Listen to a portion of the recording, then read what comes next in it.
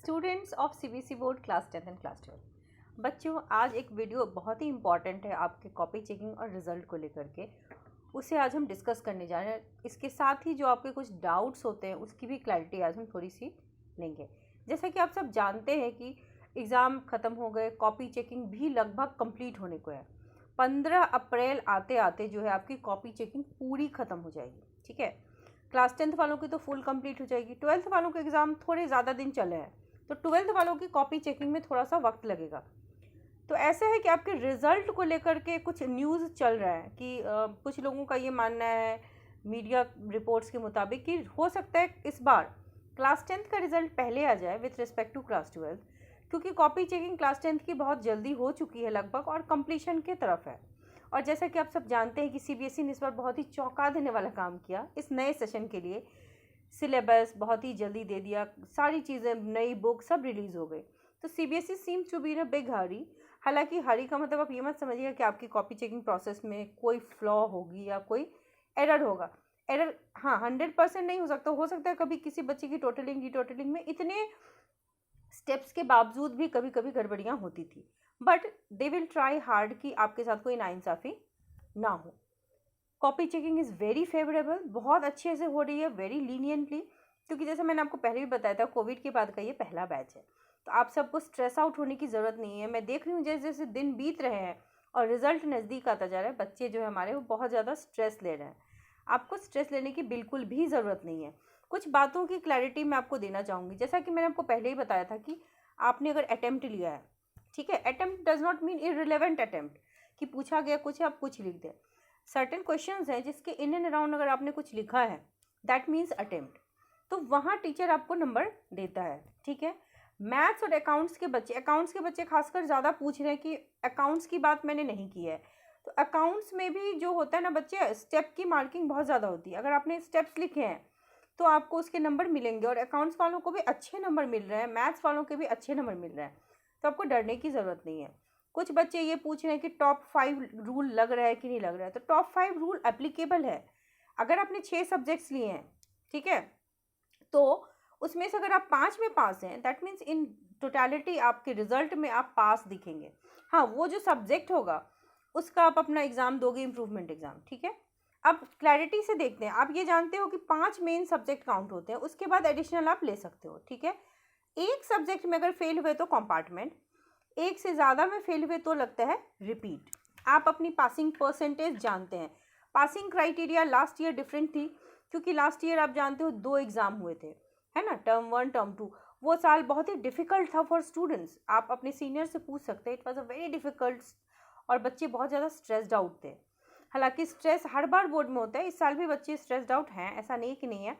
Exam देते तो result का प्रेशर तो रहता है, क्योंकि हम सब जानते हैं कि हमारे सराउंडिंग में जो भी है उससे प्रेशर बिल्ड होता है, चाहे हम टीचर्स ही क्यों ना हो।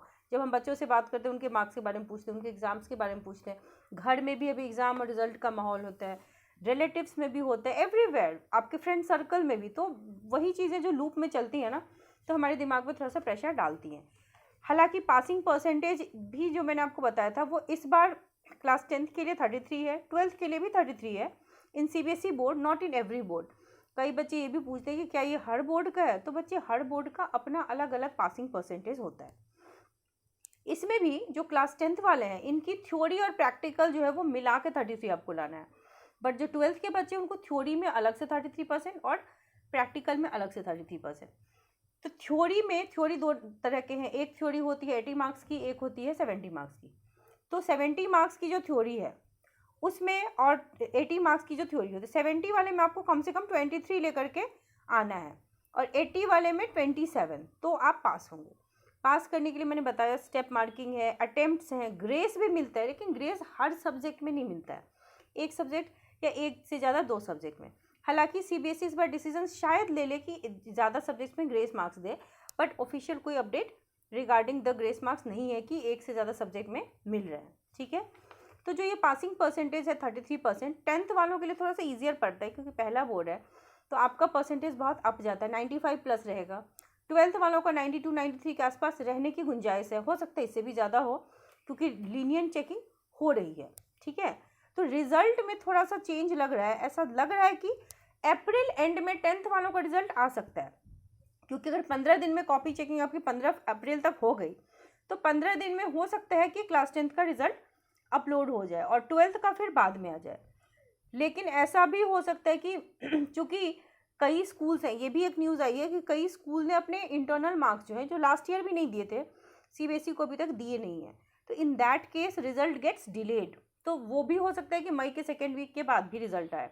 तो ये कॉन्फिडेंस के साथ कहना मुश्किल है कि कब आएगा रिजल्ट। हालांकि आप ये मान के चलिए कि अप्रैल एंड से आप वेट करना शुरू कर सकते हैं कि अप्रैल के जो लास्ट वीक होंगे वहाँ से रिजल्ट आने स्टार्ट हो सकते हैं। ठीक है, अब बात करते हैं प्राइवेट, रेगुलर और कंपार्टमेंट की। पासिंग क्राइटेरिया एक्सप्लेन हो गई है आपकी। अब देखते हैं जो क्लास 10th के बच्चे हैं। ठीक है, आप जैसा कि जानते हैं आपको टॉप 5 तो ये है कि 6 सब्जेक्ट है, उसमें से अगर 5 में आप पास हैं, इसमें भी एक नियम है कि इंग्लिश और हिंदी जो है ना, उसमें आपको पास होना है। जो 2 ये मेन सब्जेक्ट्स हैं, इसको आप एडिशनल सब्जेक्ट से एक्सचेंज नहीं कर सकते। तो जैसा कि अगर मान लो कि 2 सब्जेक्ट में कंपार्टमेंट कब ले सकते हैं आप, कब, जब आपके पास 6 सब्जेक्ट है। ठीक है, ओनली देन। अगर 5 में 1 में बच्चा फेल है तो उसको उस सब्जेक्ट का कंपार्टमेंट लगेगा। ठीक है, अगर 6 में 2 सब्जेक्ट में बच्चा फेल है तो फिर उसको 1 का कंपार्टमेंट देना पड़ेगा और 1 का इम्प्रूवमेंट देना पड़ेगा। ठीक है, लेकिन अगर 5 में से 2 सब्जेक्ट में फेल हो गए बच्चे तो उसको फिर next year as a private candidate exam देना पड़ेगा। और अगर जैसा कि मैंने बताया कि आप 4 सब्जेक्ट में पास हैं तो आपको कंपार्टमेंट के चांस 3 बार मिलेंगे। ठीक है, 3 बार बहुत होते हैं। अगर कोई बच्चा सपोज़ नहीं पढ़ा पास नहीं कर पाया तो उसमें डरने घबराने की ज़रूरत नहीं है, कंपार्टमेंट का चांस आपको 3 बार मिलेगा। हाँ, लेकिन अगर एक सब्जेक्ट से ज़्यादा में है और आपने सिर्फ 5 सब्जेक्ट लिए हैं तो फिर आपको रिपीट देना पड़ेगा नेक्स्ट ईयर। तो बी प्रिपेयर्ड, जैसा तैयारी किया वैसा रिजल्ट आया। ठीक है, तो उसमें दुखी होने की ज़रूरत नहीं है। और मैक्सिमम बच्चे पासिंग परसेंटेज में काफ़ी अच्छे हैं, सारे सब्जेक्ट्स में फुल मार्क्स जा रहे हैं। यानी कि अगर मैथ्स के भी टीचर से अगर पूछें तो बता रहे हैं कि वो फुल दे रहे हैं। साइंस वाले भी बहुत से बच्चों को फुल मार्क्स आया है। इंग्लिश, हिंदी, इन सब सब्जेक्ट्स में भी फुल मार्क्स अचीव हो रहे हैं। तो marks wise not only in class 10th, ये क्लास 12th में भी यही है। ठीक है, परसेंटेज में भी डिफरेंट, लेकिन वही है। इस बार टीचर्स वर्ड लिमिट का भी ध्यान नहीं रख रहे हैं, ग्रामर को भी इग्नोर कर रहे हैं कि ग्रामेटिकली अगर रॉन्ग है तो भी चलेगा। वर्ड लिमिट अगर इन एंड अराउंड में बहुत डिफरेंस है तो देखते हैं, अदरवाइज नहीं देखते। आपकी छोटी छोटी गलतियाँ इग्नोर की जा रही हैं। MCQ में कई बच्चे क्या करते हैं, ऑप्शन लिख देते हैं फिर आंसर नहीं लिखते। तो वहाँ भी टीचर ने, देखो मार्किंग स्कीम के हिसाब से तो वहाँ नंबर कटने थे, बट टीचर्स काट नहीं रहे क्योंकि उन्हें ये पता है कि चलो आपने लिख दिया है सही। उसी तरीके से कई बच्चे हड़बड़ाहट में ऑप्शन नहीं लिखते, आंसर लिख देते हैं, तो वहाँ भी नंबर मिल रहा है। कई बच्चे क्या करते हैं, अगर एक क्वेश्चन के 2 हैं, दिस और दिस, दोनों में से एक बनाना है, दोनों बना गए और फिर भी डरे हुए कि नंबर मिलेंगे या नहीं। तो आप मत डरिए, दोनों में से जिसमें ज़्यादा मार्क्स मिलेंगे आपको, वही मार्क्स आपका उस क्वेश्चन नंबर के लिए कैलकुलेट होगा। ठीक है, कुछ बच्चे बता रहे हैं कि पेपर कोड गलत लिखा है, तो आपको डरने की ज़रूरत नहीं है। जो टीचर कॉपी चेक करेगा उसे आपके आंसर से समझ में आ जाएगा। और दूसरी बात, आपने कोड गलत लिखा भी नहीं होगा, क्योंकि इन्विजिलेटर्स जो होते हैं ना, वो वेरीफाई करके ही आपकी कॉपी लेते हैं। So don't worry.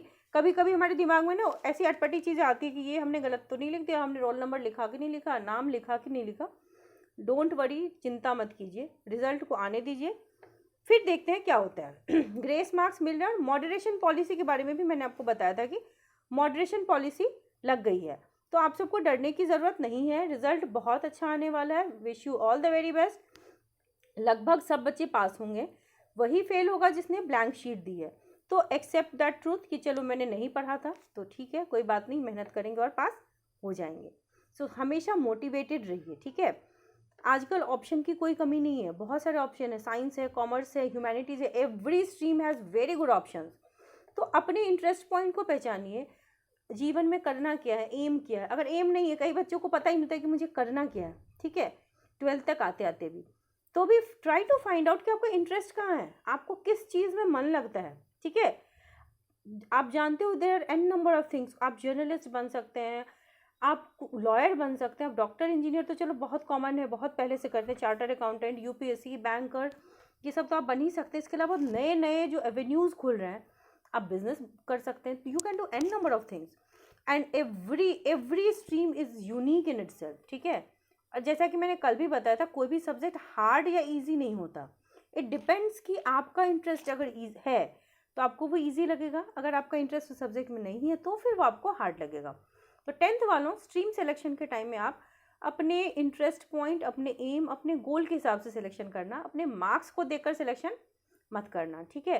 क्योंकि 10th और 11th के सब्जेक्ट्स में डिफरेंस है। मान लो अभी नंबर देख करके ले लिया कि हाँ मैथ्स में अच्छे नंबर आ गए, बोर्ड में ले लिया मैथ्स, बाकी जब फिजिक्स केमिस्ट्री पढ़ने जाओगे वहाँ पर अगर न्यूमेरिकल आए, मैं आपको डरा नहीं रही हूँ, ये फैक्ट है, फिर आपको अगर इंटरेस्ट नहीं है तो फिर पढ़ने में मज़ा नहीं आएगा। जब तक मज़ा नहीं आएगा ना, आप मन से नहीं पढ़ोगे, फिर रिजल्ट या आउटकम अच्छा नहीं आएगा। तो मैं ये कहना चाह रही थी बेसिकली कि हर स्ट्रीम में अपने फ़ायदे और आप सब में पोटेंशियल है, अपने पोटेंशियल को ढूंढिए। एग्ज़ाम हुआ है, रिजल्ट आने वाला है, इस बीच ट्राई टू आइडेंटिफाई कि आप जीवन में लाइफ में करना क्या चाहते हैं, अपने इंटरेस्ट को ढूंढिए, अपने गोल को ढूंढिए, and you all will be successful. 5-6 साल बाद खुद को देखना कि आप कितने सक्सेसफुल होते हो। तो रिजल्ट को लेकर इतना वरीसम की ज़रूरत नहीं है। तो wish you all the very best. अगर आपको मेरी बातें समझ में आई हो, पसंद आई हो, तो लाइक शेयर सब्सक्राइब ज़रूर कर दीजिए। So all the very best.